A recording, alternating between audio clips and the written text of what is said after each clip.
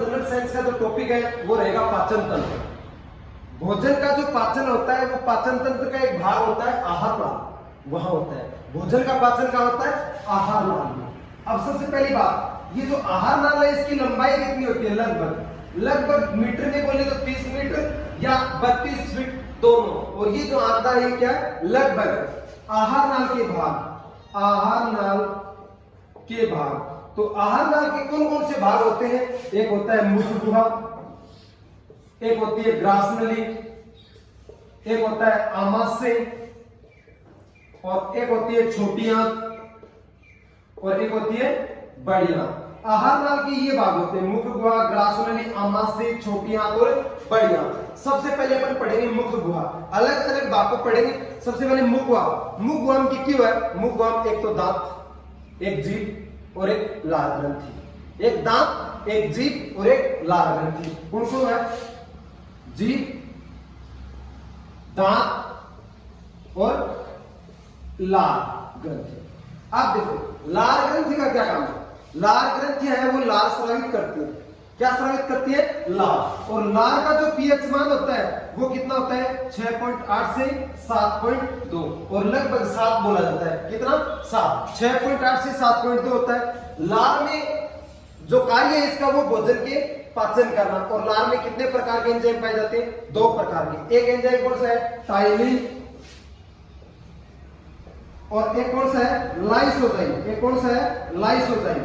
अब ये जो टाइलिन नामक एंजाइम होता है ना, ये क्या करता है? स्टार्च को माल्टोज में बदलता है, यानी भोजन का पाचन करता है। स्टार्च को किसमें बदल दिया इसने? माल्टोज में। तो ये वाला जो एंजाइम है टाइलिन, ये एक पाचक एंजाइम है और यह स्टार्च को किसमें बदलता है? माल्टोज में बदलता है। दूसरा एंजाइम है लाइसोजाइम।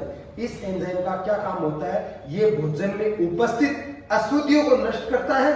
भोजन में उपस्थित अशुद्धियों को क्या कर देता है? नष्ट कर देता है। और दूसरा ये वाला एंजाइम आंसू तथा पसीने में पाया जाता है। आंसू तथा पसीने में पाया जाता है। ये वाला जीभ का इतना काम, लार ग्रंथि का इतना काम। लार ग्रंथि क्या स्रावित करती है? लार स्रावित करती है। लार का पीएच मान 6.8 से 7.2 होता है। 2 प्रकार के एंजाइम स्रावित करती है।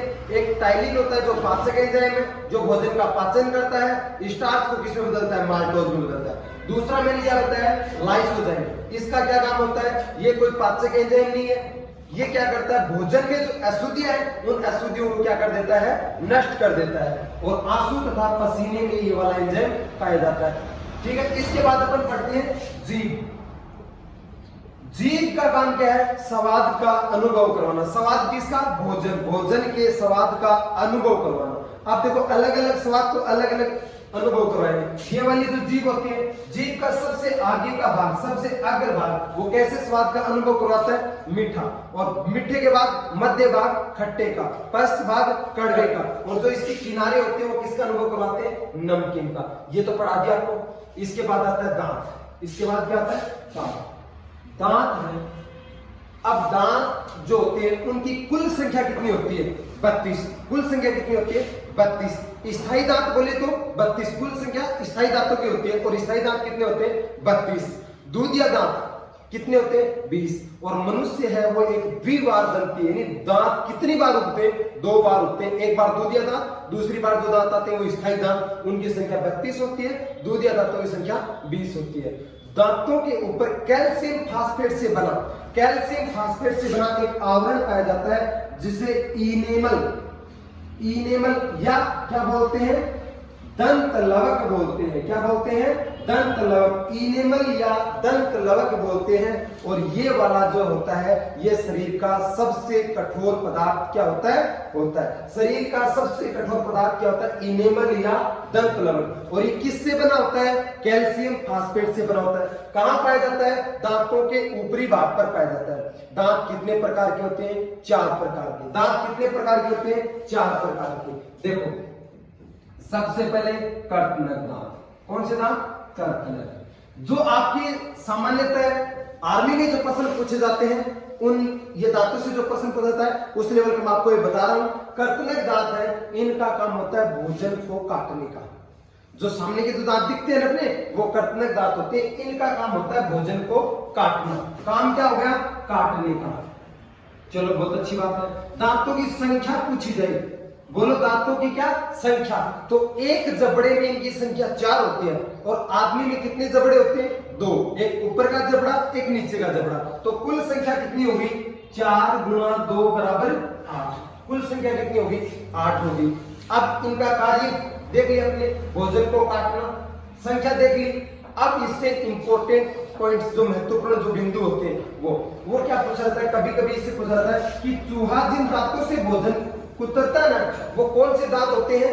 ये वाले दांत होते हैं। चूहा है वो कर्तनक दांतों के द्वारा ही भोजन कुतरता है। इसके बाद आता है हाथी। हाथी के जो दिखाई देने वाले दांत होते हैं, रूपांतरित जो दांत होते हैं ना, हाथी के जो रूपांतरित दांत होते हैं वो भी कौन से होते हैं? कर्तनक दांत ही होते हैं। कर्तनक के बाद आता है रदनक।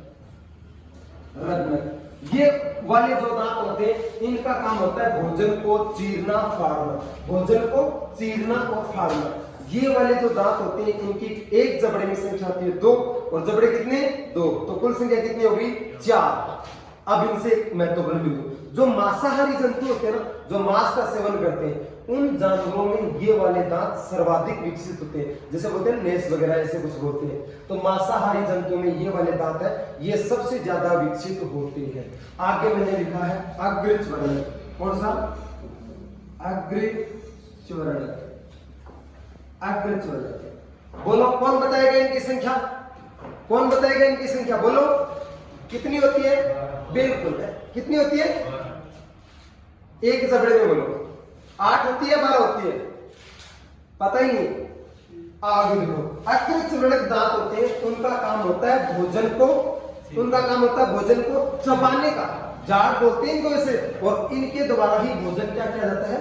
चबाया जाता है। इनके द्वारा भोजन क्या किया जाता है? चबाया जाता है। अगर देखो आप अगर दांत भूल जाओ ना, अगर आप दांत भूल जाओ कि भाई इनकी संख्या कितनी क्या कुछ होती है, तो मैंने आपको दंत सूत्र बताया 21 23 बताया था ना, दंत सूत्र। तो ये तीसरे स्थान वाले दांत होते हैं, इनकी कुल संख्या होती है 8। कुल संख्या कितनी होती है? 8। एक जबड़े में कितनी होती है? 4। और जो शिशु होते हैं ना, बच्चे, उन बच्चों में ये दांत नहीं पाए जाते। शिशुओं में क्या? ये दांत नहीं पाए जाते। ये इसका इंपॉर्टेंट फैक्ट है। इसके बाद आते हैं चरणक, और चरणक दांतों का काम होता है भोजन को चबाने का। कुल संख्या होती है 12 दांत पूरे हुए। दांत के बाद आता है आगे। दांत के बाद अपन पढ़ते हैं कि मुख गुहा के अगले सिरे पे 2 छिद्र पाए जाते हैं। कितने छिद्र?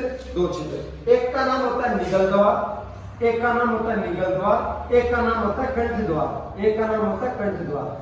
निगल द्वार होता है ना, वो तो किसके साथ जुड़ा होता है? ग्रास नली के साथ। और कंठ द्वार होता है वो किसके द्वारा जुड़ा होता है? श्वास नली के द्वारा। कंठ द्वार किसके द्वारा जुड़ा होता है? श्वास नली के द्वारा। अब कंठ द्वार अपन जब भोजन करते हैं, जब अपन भोजन करते हैं और उस भोजन को श्वास नली में जाने से रोकता है, वो कौन रोकता है? एपिग्लोटिस। या दूसरे शब्दों में कहें, कंठ जो अपनी श्वास नली होती है, श्वास नली के ऊपर एक ढक्कननुमा संरचना होती है जिसे बोलते हैं एपिग्लोटिक्स। और उस एपिग्लोटिक्स का क्या कार्य है? वो भोजन को श्वास नली में जाने से रोकती है। और जो ये अपना निगल द्वार है ना, ये निगल द्वार किसके द्वारा जुड़ा होता है? ग्रास नली के द्वारा। निगल द्वार किसके द्वारा जुड़ा होता है? ग्रास नली के द्वारा। चलो मुख हुआ पूरा हुआ, आगे आता है ग्रास नली। आगे आता है ग्रास नली। ग्रास नली क्या है? ग्रास नली मांसपेशियों से बनी होती है, संकोचनशील होती है, सिकुड़ती है। संकोचनशील यानी सिकुड़ती है और मांसपेशियों के द्वारा बनी होती है। तो इसकी प्रकृति कैसी हुई? पेशीय तथा संकोचनशील। दूसरी बात, इसमें भोजन का पाचन नहीं होता है, इसमें भोजन का पाचन नहीं होता। बोलो मुख गुहा में भोजन का पाचन हुआ क्या? बिल्कुल हुआ। मुख गुहा में भोजन का पाचन क्या हुआ? ये जो टाइलिन नामक एंजाइम है ना, ये भोजन का पाचन करता है, एक पाचक एंजाइम है और भोजन का पाचन करता है, स्टार्च को माल्टोज में बदलता है। लेकिन ग्रास नली है वो भोजन का पाचन नहीं करती है। तो करती क्या है? इसका क्या काम है? मुख गुहा से जो पचित भोजन होता है, यानी जो पचा हुआ भोजन कहाँ है? मुख गुहा में। उस मुख गुहा से पचित भोजन को आमाशय तक पहुंचाती है। कि कहां तक पहुंचाती है? आमाशय तक पहुंचाती है, ये कोरियर का काम करती है। ठीक है ना, उसके साथ कोई छेड़छाड़ नहीं करती है। मुख गुहा से पचित भोजन को आमाशय तक पहुंचाती है और जिस गति से पहुंचाती है, जिस क्रम में पहुंचाती है, उस गति को बोलते हैं कर्मानुकुंचन गति। कर्मानुकुंचन गति। ठीक है ना। हो गया। ग्रास नली में इतने फैक्ट्स है, याद रख लेना। पहला, ग्रास नली पेशीय तथा संकोचनशील होती है, यानी मांसपेशियों से बनी होती है और सिकुड़ती है, ये इसकी प्रकृति होगी। दूसरी बात, ग्रास नली में भोजन का पाचन नहीं होता है, बहुत ठीक है। इसमें कर्मानुकुंचन गति होती है, यानी भोजन है वो कट द्वार से आमाशय तक कर्मानुकुंचन गति से उतरता है। चौथा, इसका कार्य पूछा जाता है तो ये जो है मुख गुहा से पचित भोजन को कहां तक लेके जाते हैं? आमाशय तक। आगे चर्चा करते हैं आमाशय की। किसकी चर्चा करते हैं? आमाशय की। आमाशय। अब देखो, आहार नाल में यहां से ये शुरू करने से पहले मैं दो प्रश्न बताता हूँ। आहार नाल की लंबाई मैंने लगभग 10 मीटर या 32 फीट बताई है। तो आहार नाल का एक तो सबसे लंबा भाग होता है, वो तो अपन आगे पढ़ेंगे। एक होता है सबसे चौड़ा, जैसे नदी पढ़ते हैं तो भी सबसे लंबी सबसे चौड़ी ऐसे पढ़ते हैं ना, सब कुछ लंबा और चौड़ा पढ़ते हैं ना। तो ऐसे ही जो आहार नाल है इसमें सबसे लंबा भाग होता है और एक सबसे चौड़ा भाग होता है। सबसे लंबा तो होता है छोटी आंत और सबसे चौड़ा भाग होता है उसे कहते हैं आमाशय। आमाशय आहार नाल का सबसे चौड़ा भाग होता है, ठीक है। जैसे एक बार थोड़ा सा, जैसे अपन ने पढ़ा, क्या पढ़ा? मुख गुहा पढ़ा ना अभी थोड़ी देर पहले, मुख गुहा पढ़ा थोड़ी देर पहले। मैंने क्या पढ़ा? मुख गुहा। और मुख गुहा में क्या पाया जाता है? लार ग्रंथि। क्या पाया जाता है? लार ग्रंथि। और लार ग्रंथि क्या स्रावित करती है? लार। और लार का पीएच मान कितना होता है? 6.8 से 7.2। 6.8 से 7.2। और लार में कितने प्रकार के एंजाइम पाए जाते हैं? 2 प्रकार के। एक नंबर टाइलिन, 2 नंबर लाइसोजाइम। उसी प्रकार आमाशय, उसी प्रकार आमाशय, आमाशय में कौन सी ग्रंथियां पाई जाती हैं? जठर ग्रंथियां। कौन सी ग्रंथियां? जठर ग्रंथियां। और जठर ग्रंथियां क्या स्रावित करती हैं? क्या स्रावित करती हैं? जठर रस। और जठर रस का पीएच मान मैंने बताया था आपको कितना होता है? 1.2।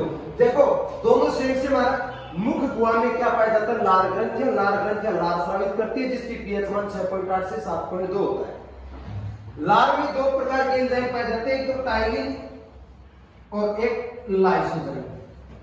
ये वाला पाचक एंजाइम नहीं है, ये वाला पाचक है, भोजन का पाचन करता है, स्टार्च को माल्टोज में बदलता है। ये भोजन में उपस्थित अशुद्धियों को क्या करता है? नष्ट करता है। उसी प्रकार आमाशय में जठर ग्रंथियां पाई जाती हैं जो क्या स्रावित करती है? जठर रस स्रावित करती है। और जठर रस का पीएच मान कितना होता है? जठर रस में 3 प्रकार के एंजाइम। कितने प्रकार के? 3। यानी जठर ग्रंथियां 3 प्रकार के एंजाइम स्रावित करती है। एक का नाम कौन सा है? पेप्सिन। दूसरे का रेनिन। आपको याद नहीं है क्या? याद नहीं है? आपको याद नहीं है क्या? अभी थोड़ी देर पहले बताया कि पेप्सिन, रेनिन, तीसरा कौन सा हो गया? HCl यानी हाइड्रोक्लोरिक अम्ल, HCl। अब देखो इनका काम बताया था, इनका भी तो काम बताया था। इसका काम स्टार्च को माल्टोज में बदलना, इसका काम भोजन में उपस्थित अशुद्धियों को नष्ट करना। इसी प्रकार इनका काम सीखिए। जो ये पेप्सिन वाला जो एंजाइम होता है ना, जो अपना पेप्सिन वाला एंजाइम होता है, इसका काम क्या होता है? भोजन में जो उपस्थित प्रोटीन होती है ना, भोजन में जो प्रोटीन होती है उस प्रोटीन का पाचन पेप्सिन नामक एंजाइम करता है। भोजन में उपस्थित प्रोटीन का पाचन कौन करता है? पेप्सिन नामक एंजाइम करता है। रेनिन का काम क्या होता है? रेनिन नामक जो एंजाइम है ये दूध में एक प्रोटीन पाई जाती है। जैसे मैंने आपको प्रोटीन पढ़ाया पहले तो बताया था ना कि दूध में, अस्थियों में कौन कौन सी पाई जाती है? अस्थियों में ओसिन, मांसपेशियों में मायोसिन, उपास्थियों में कॉन्ड्रिल, नाखूनों में, बालों में, सब बताई थी ना। तो दूध भी वहां पढ़ाया था, अंडा भी पढ़ाया था, गुणसूत्रों में भी बताया था, सब बताई थी प्रोटीन। तो मैंने आपको बताया कि दूध में एक प्रोटीन पाई जाती है जिसका नाम क्या होता है? कैसीन। और इस कैसीन प्रोटीन का पाचन कौन करता है? रेनिन नामक एंजाइम। भोजन में उपस्थित प्रोटीन का पाचन कौन करता है? पेप्सिन। कैसीन क्या करता है?